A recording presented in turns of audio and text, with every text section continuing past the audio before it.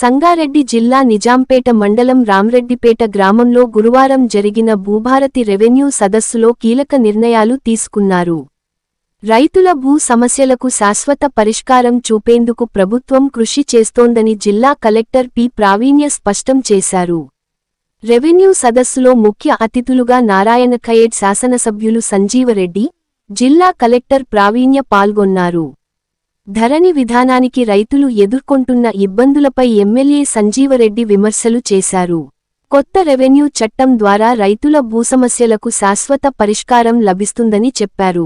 భూముల రిజిస్ట్రేషన్ ప్రక్రియ నూతన విధానంలో ఉంటుందని, ముందుగా సర్వే జరిపి మాత్రమే రిజిస్ట్రేషన్ జరుగుతుందని కలెక్టర్ తెలిపారు. దరఖాస్తులను ఆర్డీఓ, తహశీల్దార్ స్థాయిలోనే పరిష్కరించేందుకు చర్యలు చేపడతామని చెప్పారు. రేషన్ బియ్యం నాణ్యతపై కలెక్టర్ పి. ప్రావీణ్య తనిఖీ చేశారు. ఈ పాస్ ఆధారిత సరఫరా వ్యవస్థను పరిశీలించారు. 275 ఇండ్లకు మంజూరైన నిధుల పనులు వేగవంతం చేయాలని ఆదేశించారు. లబ్ధిదారులతో మాట్లాడి వారి అవసరాలను తెలుసుకున్నారు. ఫెర్టిలైజర్ షాపుల తనిఖీల్లో స్టాక్ మరియు సరఫరా నాణ్యతను పరిశీలించారు. మొక్కలు నాటడం ద్వారా పర్యావరణ పరిరక్షణకు జరుగుతుందని చెప్పారు. ఈ సదస్సులో గ్రామస్తుల సమస్యలను పరిశీలిస్తూ అధికారులకు తగిన ఆదేశాలు ఇచ్చారు. రైతుల సమస్యల పరిష్కారానికి ప్రభుత్వం కృషి చేస్తోందని కలెక్టర్ హామీ ఇచ్చారు.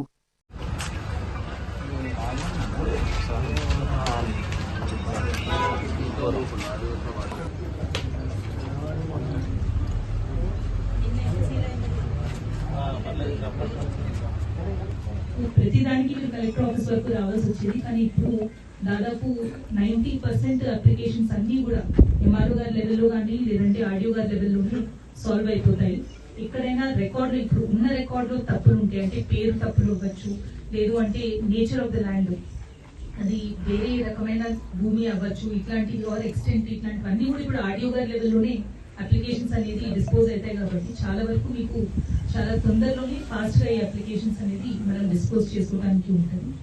దీంతో పాటు ఇప్పుడు మీరు ఈ ఊరికి సంబంధించిన సమస్యలు ఏవైతే చెప్పారో, ఒకటి ఏవైతే నోటిఫై అయ్యి అక్విజిషన్ అయి ఉన్నాయి కానీ ఈ రోజు వరకు నీళ్లు రానందువల్ల అక్కడ కల్టివేషన్ ఆల్రెడీ జరుగుతుంది అంటున్నారు.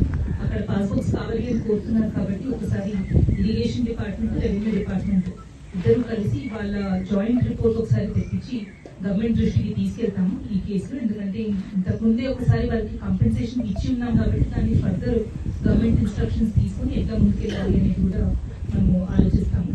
రెండోది, ఎక్కడైతే ఇప్పటి వరకు ల్యాండ్ మనము అక్విజిషన్ చేయలేదు కానీ ఈ రోజు నీళ్లు వస్తున్నాయి కాబట్టి నష్టపోతున్నారు అక్కడున్న రైతులు, ఇది కూడా ఎన్ని ఎకరాలు ఇట్లా ఉంది అండ్ ఎవ్రీ ఇయర్ ఇట్లా వస్తుందా లేదా అనేది ఇరిగేషన్ డిపార్ట్మెంట్ నుంచి, రెవెన్యూ నుంచి ఒకసారి జాయింట్ రిపోర్ట్ అది కూడా తెప్పిస్తాము.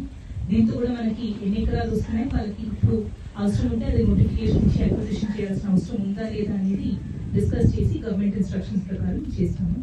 మూడోది, మీరు అన్న ఫారెస్ట్ ఇష్యూస్ ఏవైతే ఉన్నాయో డెఫినెట్ గా అది ఎప్పుడు ఫారెస్ట్ ల్యాండ్ ఉన్న దగ్గర మనకి బౌండరీ డిస్ప్యూట్స్ అనేది రెగ్యులర్ గా వస్తూ ఉంటాయి. దాంతో పాటు దాంట్లో వేయాల్సిన రోడ్స్ కానీ ఇట్లాంటివి ఏమైనా ఉన్నా కానీ ఇష్యూస్ వస్తూ ఉంటాయి. ఈ 4-5 విలేజెస్ లో ఎక్కడైతే ఫారెస్ట్ డిస్ప్యూట్స్ ఉన్నాయో డిఎఫ్ఓ గారితో ఒకసారి మాట్లాడి జాయింట్ సర్వే అనేది మనం టేకప్ చేసి బౌండరీ ఫిక్సేషన్ కరెక్ట్ గా చేసుకోవడానికి చూద్దాం. కానీ ఎక్కడ కూడా కొత్త ఫారెస్ట్ ల్యాండ్ ఎక్కడ కూడా మనము ఎంక్రోచ్ అవ్వకూడదు. అది న్యాయబద్ధమైన మెథడ్ చేసుకోవాలి. ఎందుకంటే చాలా ల్యాండ్స్ మనకు అవసరం. తర్వాత ఇంకొకటి తహసీల్దార్ ల్యాండ్స్ ఏవైతే ఉన్నాయో ప్రభుత్వ స్థలాలు కొంతమంది వాళ్ళ చేతి వాటం చూపించి వాళ్ళు అసలు వాళ్ళకు ఎలాంటి పంచనామా లేదు, ఎలాంటి లింక్ డాక్యుమెంట్ లేదు, వాళ్ళన్నీ వాళ్ళు కంప్యూటర్ లో మటుకు ఆన్లైన్ లో మటుకు ధరణిలో వాళ్ళకి వచ్చినాయి, పాస్బుక్ లో ఎక్కినాయి. అట్లాంటివన్నీ ఐడెంటిఫై చేసి మళ్ళీ నోటీసులు ఇచ్చి ఖాళీ చేపించి ప్రభుత్వం మళ్ళీ తిరిగి తీసుకునే విధంగా కృషి చేయాలని చెప్పేసి గత కలెక్టర్ గారికి కూడా చెప్పడం జరిగింది. ఇప్పుడు తమ దృష్టి కూడా తీసుకొని వస్తా ఉన్నాను.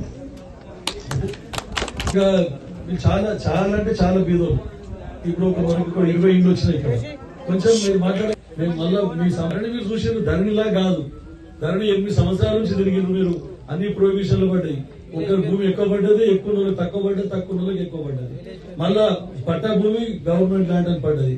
కాబట్టి మీకు అమ్ముకోలేకపోయారు. పిల్లల చదువులకు కానీ పెళ్లిలకు కానీ అమ్ముకోలేకపోయారు.